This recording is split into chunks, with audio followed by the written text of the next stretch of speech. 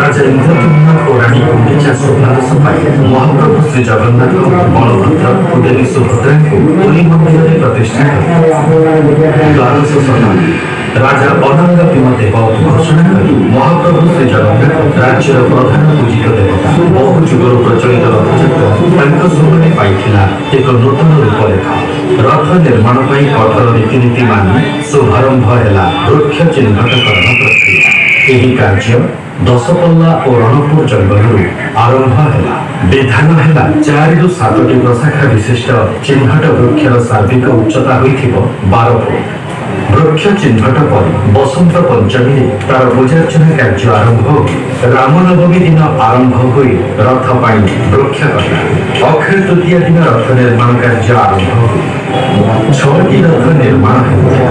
କାରଣ ପୁରୀ ଶ୍ରୀମନ୍ଦିର ଠାରୁ ଶ୍ରୀଗୁଣ୍ଡିଚା ମନ୍ଦିର ଯାତ୍ରା ପଥରେ ପ୍ରବାହିତ ହେଉଥିଲା ବଳଗଣ୍ଡି ନାଳ।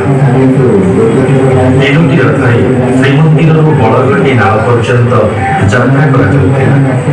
ନାଳ ପରେ ପୁଣି ଆଉ 3ଟି ରଥରେ ଯାତ୍ରା ସମାପନ ହେଉଥିଲା। ଏହି ଭାବରେ ପ୍ରଚଳିତ ଥିଲା ରଥଯାତ୍ରାର ଉତ୍ସବ। 1240 ଖ୍ରୀଷ୍ଟାବ୍ଦ ରାଜା କେଶରୀ ନରସିଂହଙ୍କ ଆଦେଶରେ ବଳଗଣ୍ଡି ନାଳ ପୋତି ଦିଆଗଲା। ସେବେଠାରୁ ଆରମ୍ଭ ହେଲା 3ଟି ରଥରେ ମହାପ୍ରଭୁଙ୍କ ସମ୍ପୂର୍ଣ୍ଣ ରଥଯାତ୍ରା। ପ୍ରଥମେ ବଳଭଦ୍ରଙ୍କ ରଥ ତାଳଧ୍ୱଜ, ତାପରେ ଭଗିନୀ ସୁଭଦ୍ରାଙ୍କ ରଥ ଦେବଦଳନ ଏବଂ ସବାଶେଷରେ ନନ୍ଦିଘୋଷ ମହାପ୍ରଭୁ ଶ୍ରୀ ଜଗନ୍ନାଥଙ୍କ ରଥ। ସମୟ ଅତିକ୍ରାନ୍ତ ହେଲା। ଭାରତ ବର୍ଷରେ ସେତେବେଳେ ମୋଗଲ ଶାସନ। 1600 ଶତାବ୍ଦୀର ମଧ୍ୟଭାଗରେ ମୋଗଲ ସେନାପତି କଳାପାହାଡ଼ ପୁରୀ ଆକ୍ରମଣ କଲା। ଅଭିନବ ଇନ୍ଦ୍ରଦ୍ୟୁମ୍ନ ଗଜପତି ରାଜା ରାମଚନ୍ଦ୍ର ଦେବ ତାକୁ ପ୍ରତିରୋଧ କଲେ ଏବଂ ରଥଯାତ୍ରାର ଐତିହ୍ୟ ପୁନଃ ପ୍ରତିଷ୍ଠା କଲେ। ଇତିମଧ୍ୟରେ 100 ବର୍ଷ ବିତିଗଲା।